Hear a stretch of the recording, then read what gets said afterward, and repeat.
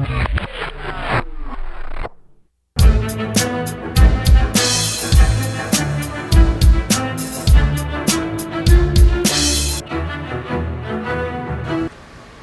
example I can give you would be a couple summers ago. I was fishing with a buddy of mine, and I'll tell you his name. His name was Ryan. It's because he doesn't fish. It's telling his name. We were out on potholes one morning, and we were at the boat launch at about 8:30, and we were sitting there tying up baits, and I tied up a sexy shad strike king. All right, I think it was like their number 4 mile. It ran like 5 to 8 feet depth, round deal, sexy shad color. And Ryan looks over at me and he says, "Huh, I see where you're tying up. We got one of those too." I'm like, "Cool." He was like, "Why are you tying it up?" I was like, "I don't know. I think it's a pretty good color, sexy shad, kind of semi-stained water. I think I'm gonna run a sexy shad and fire tiger today. Let's kind of see what the fish tell me. We're just gonna go from there." He said, "Well, I got one too." And he pulls his out. And he ties it up, and we get out there in the water, and we were getting ready to leave the boat launch over there by Mardon. We were trying to figure out where we were going to start our day, and we saw a nice sized smallie jump right there next to the riprap. And I said, "Hey, let's go fish there." Obviously a 4-pounder there, right? And that's what we pretty much did. We started going on the riprap there, and chunking and grinding, throwing a crankbait, coming on down. We probably fished that stretch for about 20 minutes that morning, and in that 20-minute span, I caught 3 4-pounders and 2 5-pounders, right? Poor Ryan didn't catch any fish, okay? And I looked back at him and I said, "Ryan, did you ever buy that reel I was telling you about?" He said, "What are you talking about?" I was like, "The lower retrieve, the lower gear ratio retrieve. Are you still throwing your 6-to-6 gear ratio?" He's like, "Yeah." It's like, "Yeah, I'm throwing a 5-to-1. He was like, "Well, what does that mean?" Well, I don't know if you've noticed these 4 and 5-pound fish I've been catching, but we're throwing the exact same bait, right? Fishing the exact same shoreline, okay? One guy's catching a fish, another guy's not." He said, "Oh, it's because you're at the front of the boat. You get first cast at them. That's why you're catching them." I said, "Okay, well, that's fine. Let's turn back around and go back down the shoreline again. This time I want you to be in the front with your reel." Pretty much at the end of that stretch, Ryan did not catch another fish, okay? Caught a couple more, but the point I was making to him and what I really wanted to showcase and what I'm trying to explain to you guys is that it wasn't that he didn't have the proper bait, the proper rod, the proper line set up. The missing component there, the last variable that came into play, and what will come into play a lot of times, is the speed in which he was retrieving that crankbait, okay? He was trying to duplicate my same cadence as I was, but the difference is when I turn my reel handle like this, my bait's moving a lot slower than his, turning that same speed, okay? That reel's retrieving more line faster because it has a higher gear ratio on it, whereas it's moving that bait a lot slower. So what was going on is, basically, I say all that to say that when you fish with a lower gear ratio rod, it keeps your crankbait in the target zone, in the strike zone, a lot longer, right? And if you're thinking about a fish that's ambushing, okay, that's pretty much what you want to do. You want to give that fish a good opportunity to feel comfortable enough to come out there and grab that bait. Okay, there are moments in which it doesn't matter if you burn it, fish it slow, rip it, or what have you. If they're feeding on shad and you got a rapala tied up in the right color, you're going to catch them, period, right? But on days to where you kind of have to fill it out a little bit and figure out what's going out on the lake, your lower gear ratio rods are going to come into be a lot more effective to you, and you'll find yourself catching a lot more fish. Again, the speed is what comes into play when you're throwing these crankbaits, and even more so when you're talking about your swim baits and your spinnerbait rods, etc. Speed comes into play, right? You ever seen a guy throw a swim bait, or if you're throwing a swim bait yourself, you're not burning those things, right? It's the most boringest way possible fishing because of the fact that you have to use a very, very slow retrieve, especially when you're throwing swim baits. I love these baits, but I hate them at the same time. The reason I hate them is because, geez, it is so boring to fish this bait and until the bite takes place.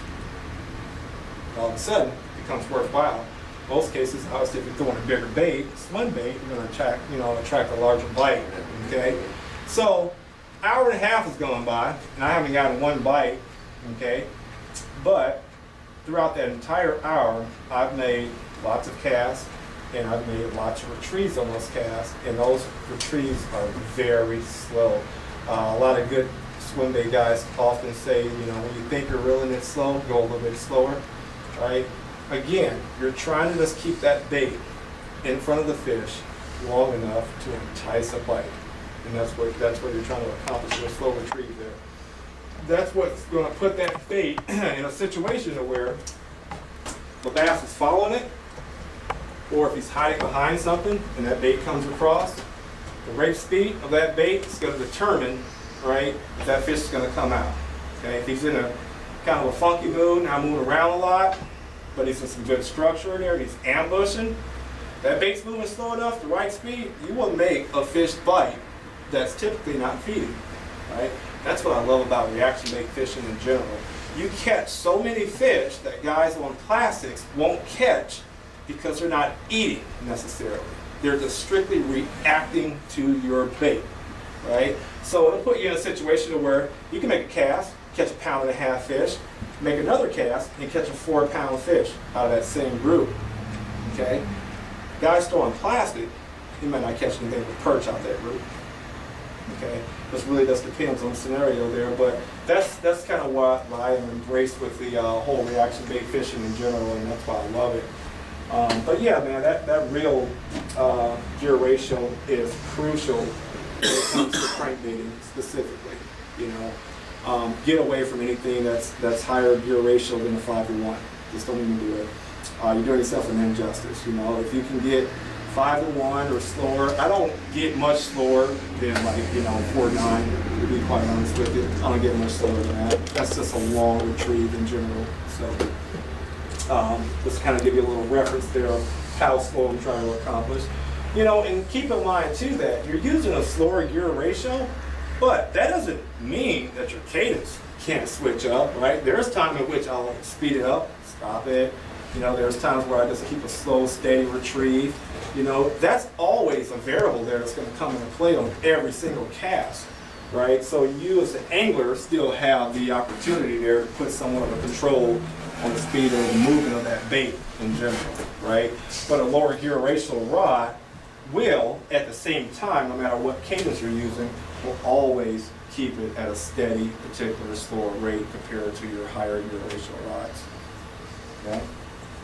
You guys might have any questions about reel selection there, things of that nature? Any situations you could think of as to, where a reel or a particular rod's come into play or a particular line is coming into play that you kind of scratch your head at the end of the day, like, what in the world's going on here? But think about it, let me know if that's, Thank you. Ambush here, right? I put this on the board specifically because I want you guys to keep looking at that the entire time I'm talking here, because that right there is really the only concept you need to just tell yourself mentally before you even leave the house of what that means when it comes to reaction bait fishing, okay? Obviously time of the year comes into play. Obviously the location of bait fish comes into play. Obviously water depth comes into play. But what we're trying to accomplish, no matter whether you're doing a spinner bait, top water, or crankbait, or a jerk bait, right, is you're just trying to get that bait in a situation to where a bass, whether it be a smallmouth or a largemouth, will come out and decide to check it out. And the good thing about fish is they don't have any hands, so when they come to check it out, a lot of times it's with their mouth. Okay. Again, as far as colors and things of that nature, action in the bait, let that all be dictated upon what's currently going on in the water that day. There's been times where, I've ran a particular color, particular action in the bait, and they're picking up on it well. I catch a few fish here, I catch a few fish there, but noticing that back hook, still the one that's catching them, and that's not sitting well with me. Still catching the fish, but barely catching them, right? Think about that bait that you're throwing right there. Like, you know, and if you don't know, get to know the action of that bait, the feel of that bait, what it's doing. And then compare that same bait to other varieties that you currently have available for you right there on the water at that time. Okay? As you can see with my different cranks I have in here, some of my cranks I know have a really tight wiggle. Some of my cranks have a very wide wiggle. Some of my crankbaits put off a high sense of vibration, things of that nature. So I already know what each of my crankbaits are capable of doing when I put it in the water and start casting with it. So if I run in a situation where I'm getting short bites or I'm catching a lot of fish on the back hooks, I'm going to kind of rethink or reassess rather what I have available with me as far as options, and see if I can make a more logical choice of what will be a better presentation to get it locked in. The one thing that I'm always looking for on these crankbait bites here is to I'm looking for that bite to take place right here on this hook right here. The very first time that I catch my first fish, that particular day of fishing, if this hook right here is in its mouth, right, I'm smiling, right? Because what that means is that the rest of these boxes right here, they get to keep their mouth shut the rest of the day, right? They're picking up on it pretty darn good, okay? I'm catching these baits, if I'm catching these fish back here, gosh darn it, we're gonna go through a few cranks today. Kind of going back into what I was saying about color, things of that nature. Guys, honestly, I haven't fished one body of water in which color pretty much came into play too often. I will say that, and here's a great tip for you to remember. I don't know why, I really don't know why, but what I do know is that in the springtime, it doesn't matter if you fish a lake in the south, doesn't matter if you fish in Lake Washington up here in the Pacific Northwest, Clear Lake down in California, you know, Lake Erie up in Michigan, right? For whatever reason, this particular color right here, the red crawdad, early spring and throughout the spring, right, nationwide, this color right here is absolutely killer, right? What I found to be interesting is that if you've ever caught a crawfish during the time periods that you're using this color, they don't look like this, okay? So I don't know what it is about this high, you know, resolution, bright red and orange bottoms that you find on this, but I will tell you that, you know, from lakes from the south to the north, the Midwest, and out here to the Pacific Northwest, that is a really good color to utilize in the springtime as far as a general color, okay? It's not to say that it's guaranteed success, but I will say, particularly in the spring months, you will increase your odds on getting bites. For the guys that recently watched the Classic, what you saw there was this color a lot, right? The fishing pre-spawn pattern, okay? Fairly shallow lakes, things of that nature, and different manufacturers, different pros are using, different styles, different designs, different brands, different lips on them, right? Obviously there was one, you know, victorious guy that came out one top, and I think Randy was throwing one particular crankbait like this, but the majority of the guys were throwing this color out here. And, you know, I think back when Kevin Van Dam wanted to get one on the color similar to that. I don't know why. I honestly don't, but what I do know is I fish a lot of bodies of water in a lot of different states, and for whatever reason, they pick up on it. I had a gentleman introduced me to it early on in my early years of bass fishing. He said, you know what, let's keep this in mind when you're throwing crankbaits. In the spring, throw red. I was like, okay, I remember that. So, and yeah, it's proven itself time and time again on different lakes, man, all over the place that, yeah, it rocks out. Is that to say that some of my best crankbait days have been on that color? Absolutely not. Absolutely not. Is that to say that that particular crankbait color, it would be the only thing that I would throw early season pre-spawn? Nope, not at all. I had a day one time on Lake Wacom up in Bellingham, and fun lake to fish, right? Lots of big smallies in there, and we were fishing, I think their spring tournament, and wow, what a great fun tournament to fish, by the way. I started off that day throwing this crank, and about let's say 15 minutes into the day, I only caught maybe one little rat, 1.5 pounds. But then I switched up to a different color. I went to a little bit more natural color, right? And this particular one was ghost.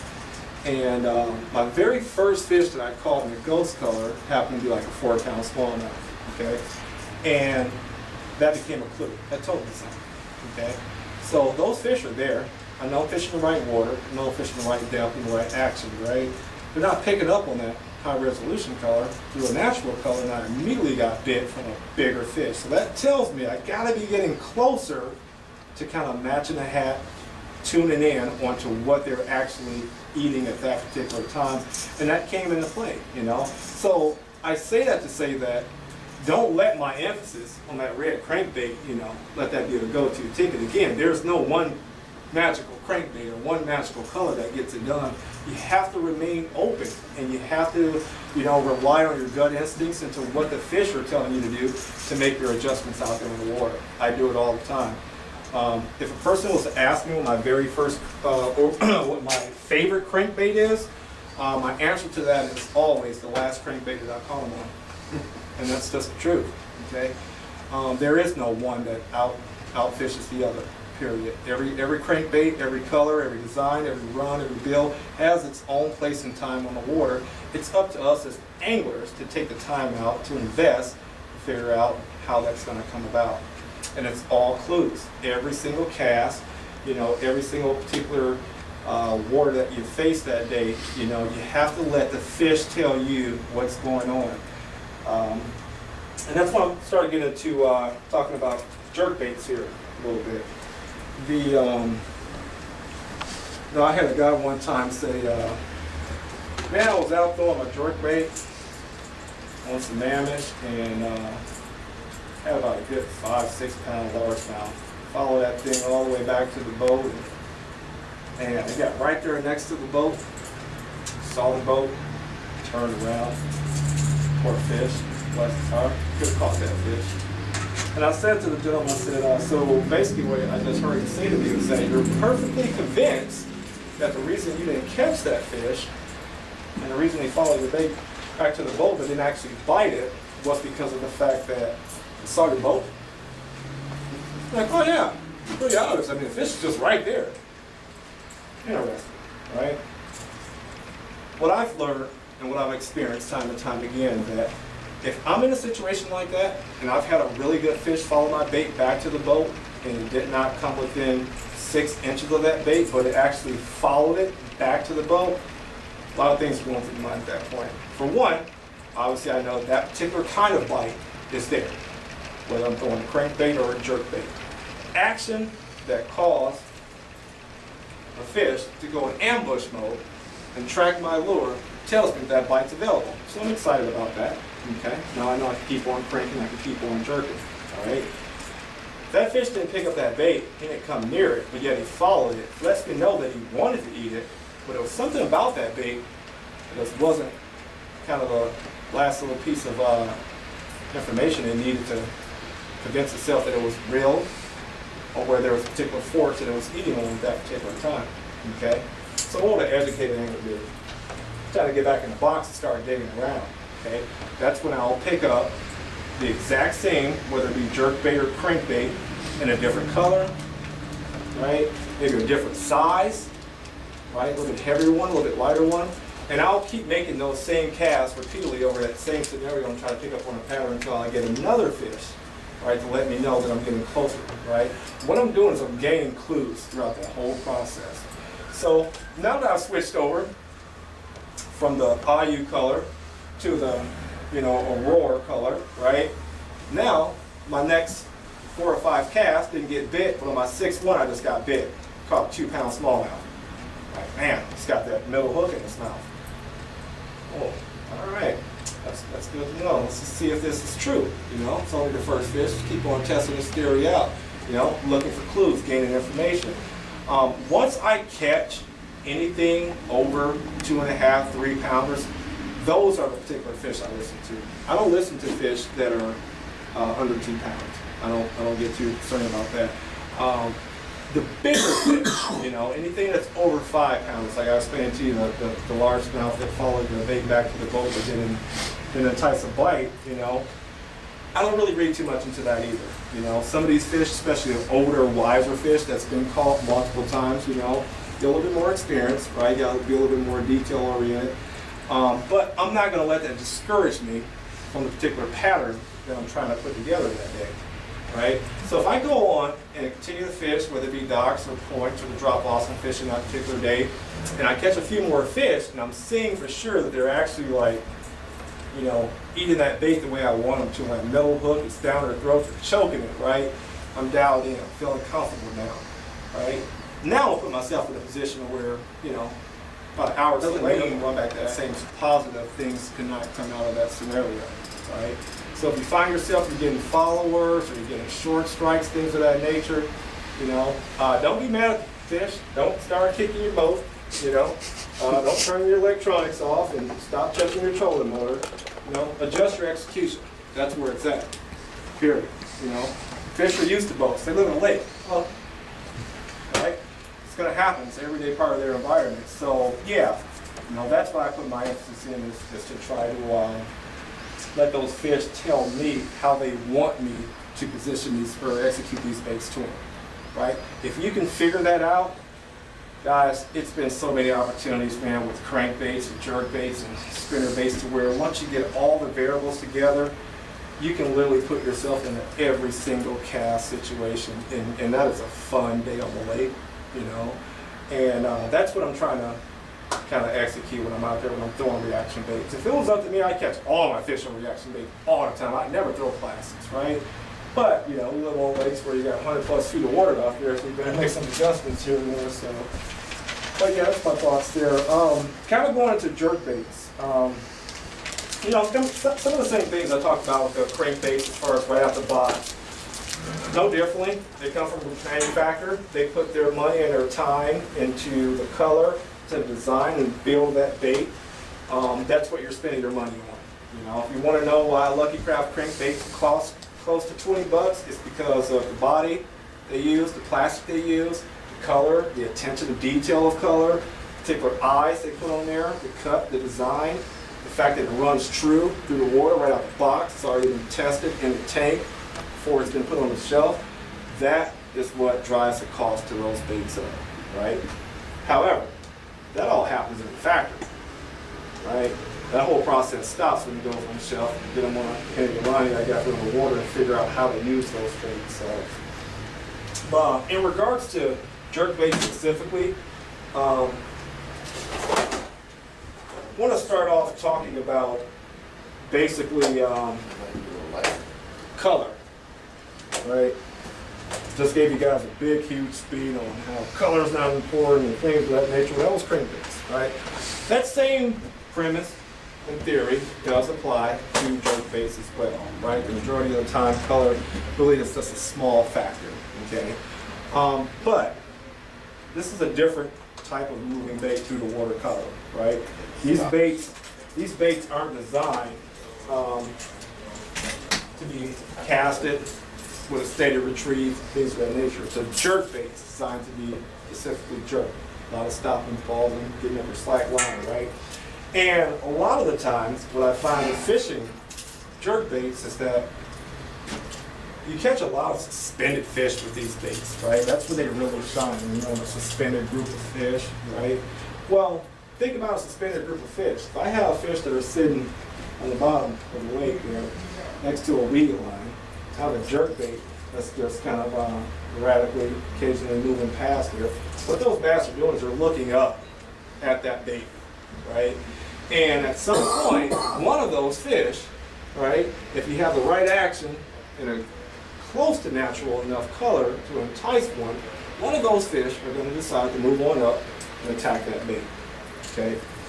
Cool thing about jerk baits is a lot of times when you get one fish to move up out of school like that, it brings the whole freaking school with them. And that's just an awesome experience. Kind of a situation that's coming to mind to me right now is one day my partner and I were out on Banks a few years ago, and we were fishing frostbite in November. Okay. Every single boat that showed up that day fished in 15, 25 feet, setting up, throwing out deep. Right? It's November. Right? It's cold, 40-degree mornings over here, getting close to winter. They're all throwing plastics, they're all throwing football heads, they're all throwing drop shots, you know, tubes, things of that nature. And ideally, logically, looking at it for what it's worth, that's not, you know, a bad thing per se. You know, it made sense for that particular time of the year. But what a lot of those guys did, as a matter of fact, all of those guys did, is they missed out on the opportunity. They missed out on the reaction bait opportunity that day. And my partner and I were fortunate enough to stay open-minded and put ourselves in a position where we figured out the jerkbait bite that day. And what we were doing, and what works good with both of us all the time, is that we never fish the exact same way unless we're fishing a pattern and unless we got them down. That's just the rule in the boat, period. Right? Two guys shouldn't be holding the same bait, making the same cast, unless you're down and you're fishing a pattern, and that's what's given. Okay? So because of that, I'm going to let him throw football head, and I can throw a jerk bait, and we're sitting in 15, 20 feet of water, and he's throwing out deep like the rest of the guys are, and I'm on the other side, working the shallows with a jerk bait. Pulled up on our first spot that morning, and Tyler caught the very first fish that day on the second cast. It was a 1.5 pound smallmouth on a football head. Came out on maybe 25, 28 feet of water. As he was putting his fish in the live well, I was sitting there jerking away, checking out his fish, and all of a sudden, I got a strike. Okay? Set the hook, reeled the fish in. It's a good 2 pound smallmouth. Wow. Look at that. Now we got 2 fish. He says, well, what's up? I said, well, you know what? You keep throwing that football head, and I'm going to keep on throwing a jerk bait, and we're going to see if the opportunity is here. Because I'm not convinced. It's only 1 fish, right? A next cast. I put 2 jerks into that rod, load it up again. Another 2 pounder just entered the boat. Now we got 3 fish. Tyler, put that football head down and put it down fast. Get a jerk bait. I was throwing a natural color jerkbait, kind of similar here to Ghost. Okay? Tyler had a crankbait tied up, but it wasn't this exact same brand, wasn't this exact same color, it was actually completely different. He made a cast, and he caught a fish. Immediately. First cast, another 2 pounder enters the boat. Right? Now we got 4 fish in a live well. Well, I say that to say that I want to show you guys the difference between, right, a school of fish that you've just attracted and that are feeding and you're executing on. Another great example of why color didn't too much come into play. Right? Once I caught those first couple of fish, I brought that school up and fired them up. Well, at that point, I didn't realize that I was on a really big school of fish. I just, you know, assumed I was just on a pocket of fish, maybe 3 or 4 fish in this area. I happened to catch 2, he happens to catch 1.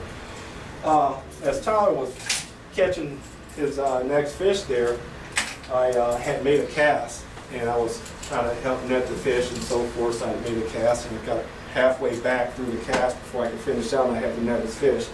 So I dropped my rod on the deck there, and I netted his fish and gave it to him. And I looked back over in the water, and I saw the most absolutely coolest thing I've ever seen before. I saw about 15 smallmouth that were all in between the 2.5 to like 2 pound range, all tightly put together there, about 7 or 8 feet down in the water, and they were just all right there. And what made it so cool was that my jerkbait was literally about 6 inches on top of that school. So when I picked up my rod and popped it one time, obviously another one picked it right back up. Needless to say, yeah, we caught every single fish in that school that day. And, you know, we had a limit in 30 minutes, and we're high-fiving and we're screaming, and the poor guys around us that are out there in 30 feet of water, they're sitting there scratching their head like, what in the heck are those guys doing? Why are they pulling out fish on the wrong side of the boat, right? It's November, right? I say that to say that, again, don't let a particular month, season, weather pattern determine on if you're going to decide to figure out to do some reaction fishing that day. It's, my opinion, reaction bait fishing becomes an opportunity from February all the way through November, period. In the wintertime, only thing I can catch a fish on reaction-wise, swim bait.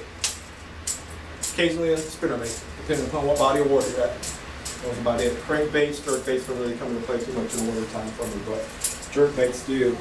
But yeah, man, you know, the fish look at these baits a lot longer. I gave you guys that example because, you know, there again, it's one thing to catch the fish using reaction bait, right? That's going to give you your clues. What you as the angler need to put emphasis on and start really focusing on is actually finding out what activated that particular bite, what brought up that school, right? Was it the particular area you were fishing? Was it the forage around there, right? These are very important factors that come into play because what happened is, and what happened to us the very next morning, on day 2 of that tournament, needless to say, you guys probably already know where we started at, the exact same spot where we saw this big school of fish though, okay? Well, that next morning, we got there, and we didn't get bit at all. Why didn't we get bit today, Tyler? It's real simple. We had a cold front that came through that night. Lots of wind, lots of rain came in. The temperature dropped, I think, maybe like, I want to say 8 degrees overnight, and it stayed low, right? So it just really just put those fish in a funk the next day. But, you know, there again, obviously the next day we didn't have the success that we had on day 1 with crankbait, but we still ended up cashing a check that weekend, and we caught fish in a manner in which no other boat in that particular tournament had landed fish, you know, and we caught them quick, right? That's what reaction bait fishing would get you. You know, it would get you some good sized fish, and it would get you numbers, and it would do it very quick if you take the time out to learn how to properly use it.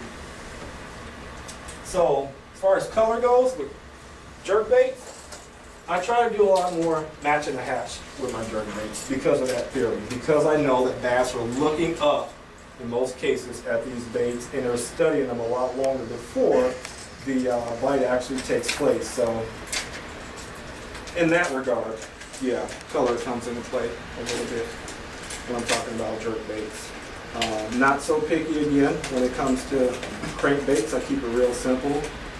But jerk baits, I kind of look for a more natural looking bait. But you know, basic premise still comes into play. Dark colors, light colors, things of that nature.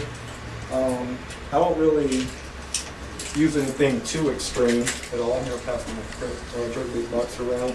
I do have a few different jerk baits that you guys you'll never put your hands on them, but they're, you know, here's the deal with rare lures, right? And tough to get lures, discontinued lures that manufacturers don't sell anymore, particularly lures that you have to only get specifically from Japan, things of that nature. You guys are familiar with the Lucky Craft pointer, correct?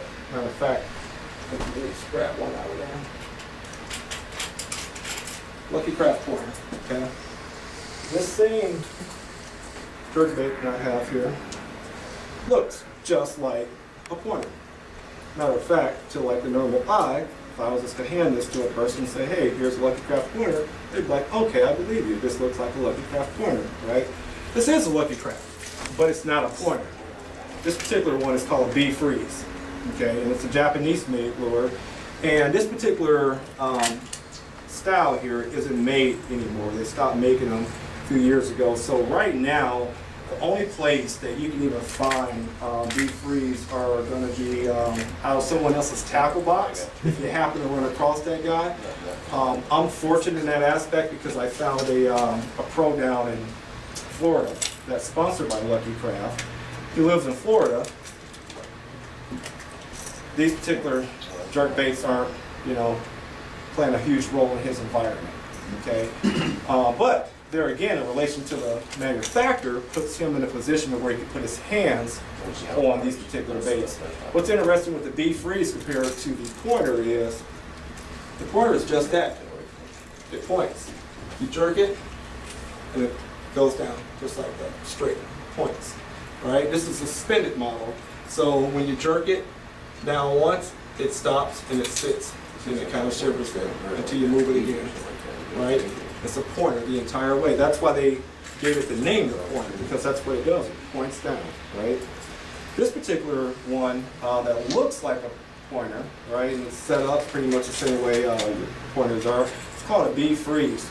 And the difference between this particular jerk as opposed to the compared to the pointer there is that the action on this particular bait here, and I'll be able to figure it out. It has nothing to do with a lot of the weight distribution they have built into it.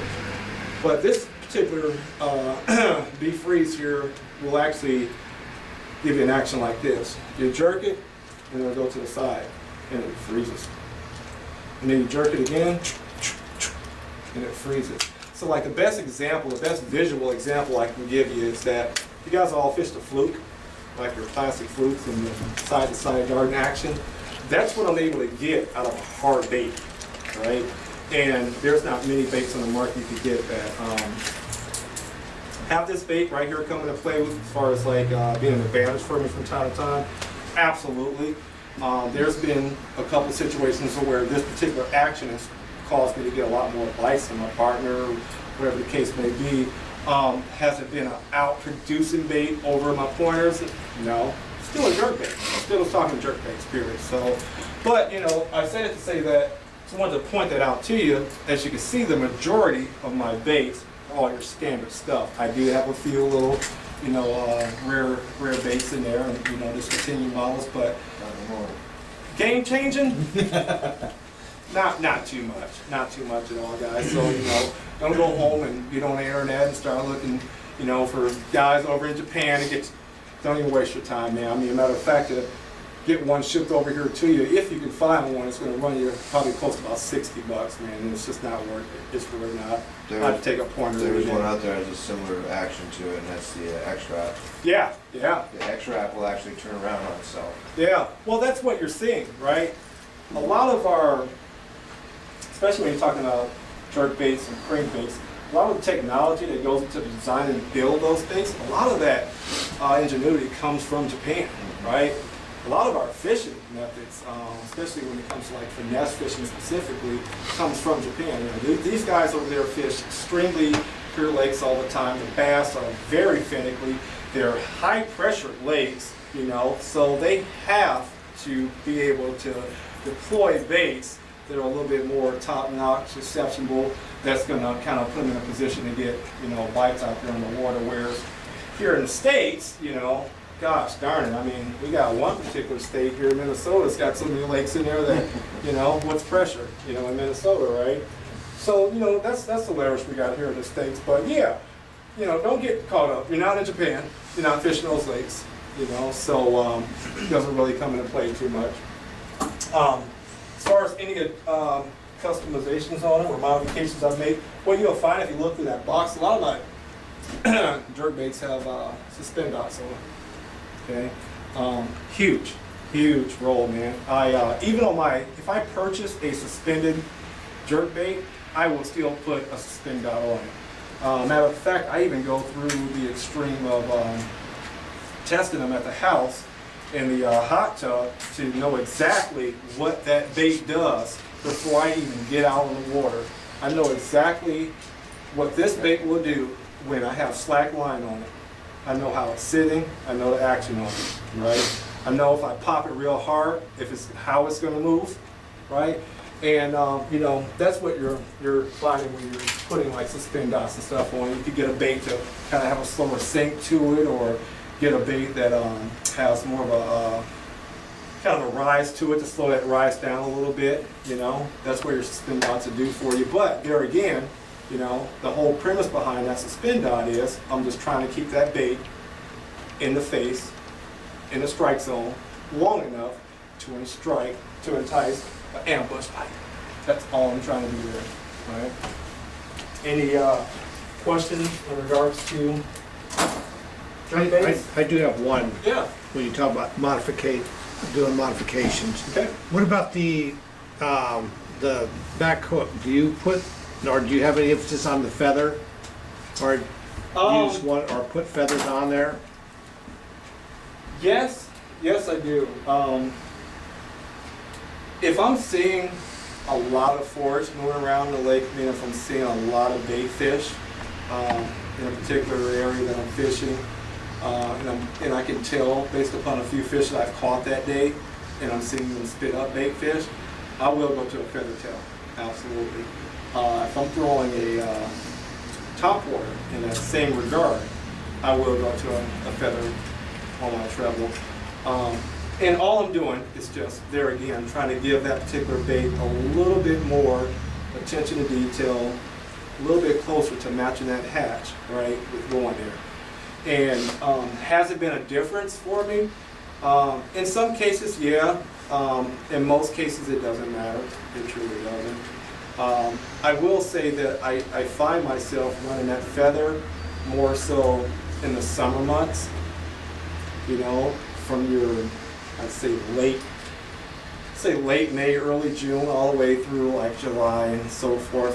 I find that the feather kind of plays a role there. You know, they're eating a lot more, you know, moving baits, swimming baits during that time period, you know. So yeah, you know, you want to put yourself in the best case scenario. Am I just absolutely butt sore if I let all my feather hooks at home that day? No, not at all. Not at all. You know. But you know, there again, right, with that same question, if I catch my first couple fish and they're just on that back hook, all right, I'm fortunate that I have a feather on there. I feel like that might be the reason why this fish is in the boat, in the net, in the live well, right? I'm still not convinced that I'm dialed in with the proper action and the proper color, and we'll start experimenting a little bit. Just jerk baits in general, and I'll kind of move on to top water after that.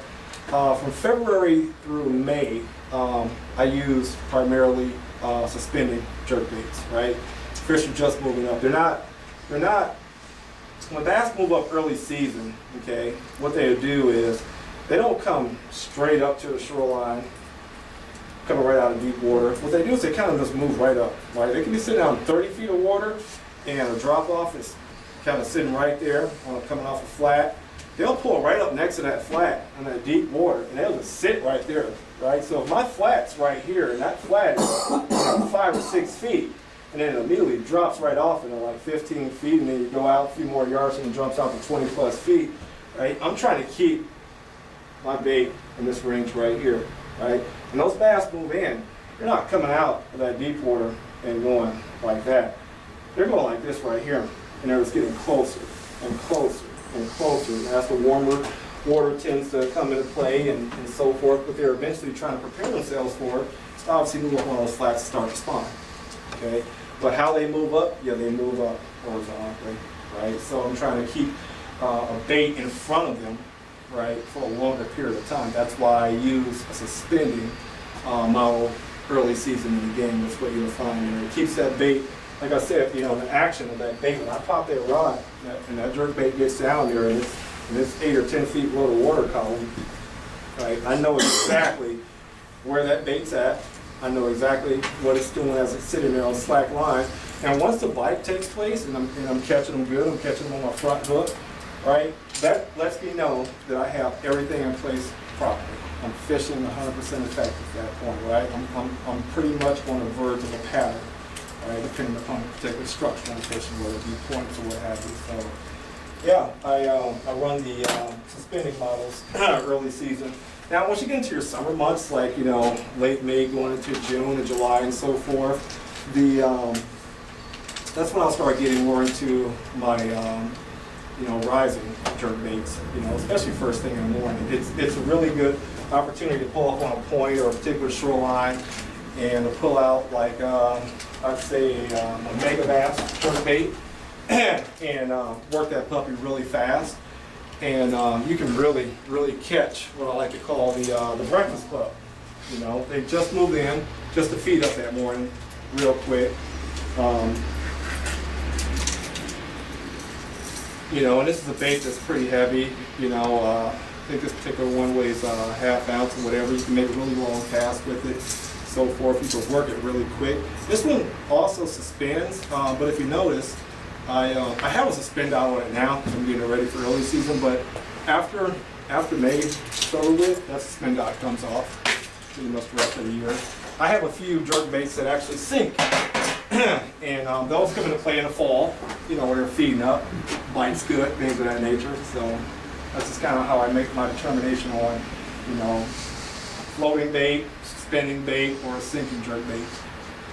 You know? Any questions on jerk baits? I got a question on your rod selection on your jerk bait. A lot of people like to go to a shorter one for their snap in action without like whacking the water, but you seem Yeah. to have a pretty long rod. You're a pretty tall guy. Do you Yeah, really care? and that's pretty much the reason why I have a pretty long rod. Is because of the fact that I am 6'4". To be quite frank with you, I have not found the proper jerkbait rod I'm 100% comfortable with. When I talk to guys in general that I know specifically that do put the proper time into fishing, jerk baits and things of that nature, and good reaction bait fishermen, they all agree. You know, they're looking for the proper jerkbait rod. I'm sponsored by a particular rod company, and there again, I'm still looking for the perfect jerkbait rod. I'm perfectly convinced at this point that it's a rod I would have to actually get built. Yeah. If you find one, let me know because I'm actually in the market looking Yeah, for one myself. yeah, it's a lot of guys in the same boat, man. It's a hard rod to fill. It's tough. is It a hard really one to is. fill. You think you get it, it's Yeah. just not quite. And you know, I found them to where you can get, you know, what you want and what you're looking for as far as the length and the action, right? And the play that you're going to get in your rod tip, things of that nature. And it's like you make that cast and it's just flawless, perfect. This is what I've been looking for. Right. And then you tap another jerkbait, and it's like, oh, okay. Exactly. We're It's back. almost like you need multiple jerkbait rods. Exactly. Yeah. You It's know? almost like the same as crankbait. Right, right, and that's why I say there's no one particular stick that's money for all the vast variety of different style of baits that you're going to be throwing, because obviously different manufacturers make different sizes, different styles, different actions for those foods. So yeah, you got to adjust. And just because a manufacturer calls a rod a jerkbait rod, it doesn't necessarily mean it's a jerkbait rod. You It's know- what they think in their mind is a jerkbait rod. I absolutely agree with that 100%. As a matter of fact, this particular rod here that I like to throw my smaller jerk baits on, like your 78 pointers and things of that nature, and some of these mega bass here. This particular rod, drop shot rod, Yep. okay? And It's it's got the got bend the for the- perfect parabolic bend, it's got the perfect action on it. You know, so yeah, that's why it works for me. You know, it's a 7-foot rod, so I can get a nice long cast out of it as well, like I was talking before about that. And that's what I'm looking to kind of achieve out there in the water. So yeah, if the person want to know why I'm fishing a spinner reel and a jerkbait rod, or a drop shot rod, it works best for me when I'm throwing jerk baits. Spinnerbait topwater. Kind of go through these fairly quick, real quick. I'll start with topwater here because, man, what a fun way to catch a fish. Not one. Guys, real. Way not to throw The, them under the bus. Yeah, with these top waters, man, you know, best tips I can give you on these guys is, you know, try your best to get used to finding the particular rod that's going to give you a comfortable cast as far as being able to withstand the weight of that bait. Once you've gotten that part out of the way, right, as far as like reel and line specifications, get a fast moving reel, you know, something you can catch up with your line with fairly quick. And if you can get away with it, I swear, in every scenario that I'm throwing a top water, I'm using braid. I love it. I don't lose nowhere near the amount of fish I used to use when I was running mono and other variations of line. Braid gets it done, man. What I've learned about braid over the years, especially with fishing topwater, is I'm so comfortable with it now to where I really don't even have to do anything. I just wait for the bite to take place, and you know, as long as you're set up the right way with the right parabolic rod, you know, and you can catch up with that fish, obviously once the splash goes away, all you have to do is reel. That's all you have to do is just reel that fish right in. And it's coming in, you got braid, and you know, unless it's like a huge oversized fish, like anything over 5 pounds, you can kind of give them a little play on the side of the boat. For the most part, you're going to get them, man, every time. Are you tying that directly to the water? Absolutely, absolutely. Yeah, and another tip too that you'll keep in play with jerk baits as well as top water baits is I use that Rapala loop knot. Okay, I take that O-ring off, right? That's just more weight you're putting on the top. It's going to affect the action of those baits. I take that ring off and I tie my own loop, right? And that's what I run. Spinnerbait. Wow. Blades of Glory is my nickname for her. I can't even begin to tell you how many fish from start of bass fishing over to current that I've caught using a spinnerbait, man. What a great big fish catcher. I give credit to Aaron Eckenkamp that lives over in Eastern Washington whenever I speak about spinnerbaits publicly, because that's the one gentleman that actually gave me a one-on-one lesson on how to properly fish spinnerbait. And ever since I've fished with him on a couple of occasions here, I've grown a greater appreciation to it. As far as setup on it, you know, I'm running 40-pound braid to like 15-pound, in some case 20-pound fluorocarbon leader. And I use a 7-foot plus rod on it, period. Something with you know, some good action in it that can, you know, hold the weight of these baits. I typically don't fish a spinnerbait bigger than 1 ounce in most cases. That's the bigger side build. But you know, think outside the box when you're throwing your spinnerbait, guys. What I don't see a lot of guys do that work very well for me and have caught tons of big fish for me is learn how to flip and pitch with your spinnerbait, right? Fish it just like a jig. Fish it just like a jig. You know, I've actually taken the time out to learn how to present that particular spinnerbait in the water without any ripple or any movement of the water column, and it just has a slow, or depending on the size that you're throwing, or a slower or faster flutter to it. And oh my gosh, you know, I've caught toads doing that, guys. Toads. And when I say flipping and pitching with it, I'm talking about if, you know, one guy's on the boat and he's throwing a jig, and that's a particular pattern you're targeting that day, you're out on pothole and that's what's going on. Tyler, you pick up that jig. I got the spinnerbait, and that's what we're doing as we're going on the shoreline. Absolutely. So that's what I'm looking for there. Any questions in regards to top water and spinnerbait? I kind of dragged out a little bit and got away from time, and want to make sure I cover everything. At one point I will point out to you in regards to one thing on spinnerbait here, guys. Your skirts. Okay? Take the time to pay attention if you're throwing your spinnerbaits, whether it be Washington, Banks, you know, the river, Moses, what have you. Every lake has its favorite color skirt. I'm just here to tell you right now, every lake does. For whatever reason, I noticed that on Banks, chartreuse and white is a great combination. What I've noticed on the river is all white is really good. Lakes like Lake Washington, Moses, kind of your mixture, you know, sporadic colors with the red flare in them and so forth, and the more translucent color base, they do play a role. But yeah, I've noticed that no matter what body of water I'm fishing, that skirt color does come into play. You don't fish a trailer hook? No, I don't. I don't. And the reason I don't is because it makes me down my whole spinnerbait in to the point where they're going to choke it every single time. I don't want to catch them on a trailer. I mean, on a trailer hook.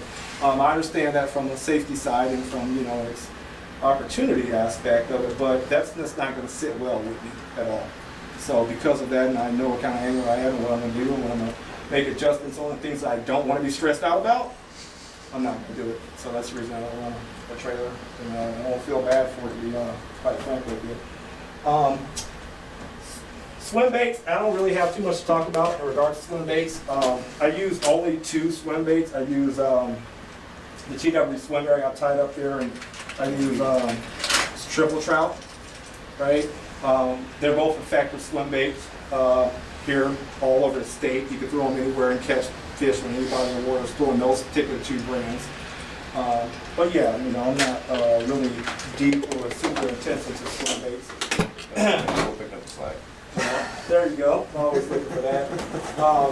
Pass around a top water box here for you guys to look Oh, at. don't get that. And what I'll do here is I'll just kind of leave this last in a moment, just kind of open up to the floor if you guys have any last minute questions you want me to go over, anything that's kind of been stuck in the back of your head throughout the time I've been talking.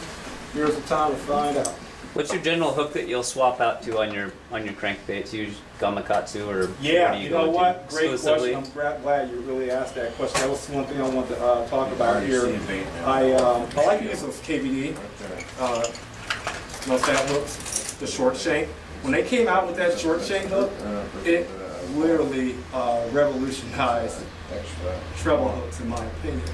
One of the bigger things that came into play prior to the shorter shank is you created a easier opportunity for a bass to throw that treble hook out. With that shorter shank, it's closer to the actual, top of that hook, so it's easier for it to kind of clip into that fish's snout, and that's what you're getting from that shorter shank, right? You don't lose as many fish in that shorter shank, but yeah, mustad owners is pretty much what I use right now. But you always go short shank? Always, Yeah. just exclusively? Yeah. Matter of fact, I keep my manufacturers on, my manufacturer hooks on when I'm out practicing or pre-fishing. I purposely keep those on, and I keep my short shanks and those particular specialty hooks just for tournaments and events. So yeah, when I'm rigging up tournament night, I'm switching over. Which ones did you say you use? Mustad, yeah, mustad owners, yeah. Gamakatsus they're nice. I use that pretty much on every other aspect, plastics, things of that nature. They're very sharp. But it just really just depends on what works best for you. I use a lot of different variations, a lot of manufacturers based on a lot of variables like the size of the hook they made, how strong it is. Some have a thin diameter, some have a thicker diameter. It just really just depends on the bait that I want to put it on, depending on how to trim it out. Yeah. There's not one manufacturer out the box that I'll throw their hook. Not one. Hey, when you're throwing a jerkbait, are you using monofilament or fluorocarbon? In most cases, I'm throwing fluorocarbon. I'll be quite honest with you. What fluorocarbon will do for you on a jerkbait, especially if you're trying to get that bait to suspend, is it will actually help keep that bait down suspended in the water column, right? Because fluorocarbon sinks. Okay, so yeah, if I'm jerking and I got a suspended jerk bait and I'm throwing fluorocarbon line, the flat that I'm using fluoro is when I pause that bait, it's not going to move because that line's down there with the bait. Whereas opposed to I using mono, it's going to lift that bait up. Right, it's going to change what I'm trying to do to accomplish there. Yeah, a lot of times I do fluorocarbon. Yeah, I've heard both. I've heard like both lines have their advantages when it comes to jerkbait fishing. I've just been kind of trying to figure out what I'm going to use. Yeah. Time on the water, man, is what's going to take you there, and you'll learn because based upon whether you're catching them or not catching them, or losing the fish, or so on and so forth, and that's where you'll kind of figure it out. But it's been great, guys. I've had a pleasure talking to you. I wish I could stay longer. I guess the place about to close up, and we'll let you guys get home. I'll get some dinner, but it's been a great session here. All right. Appreciate it.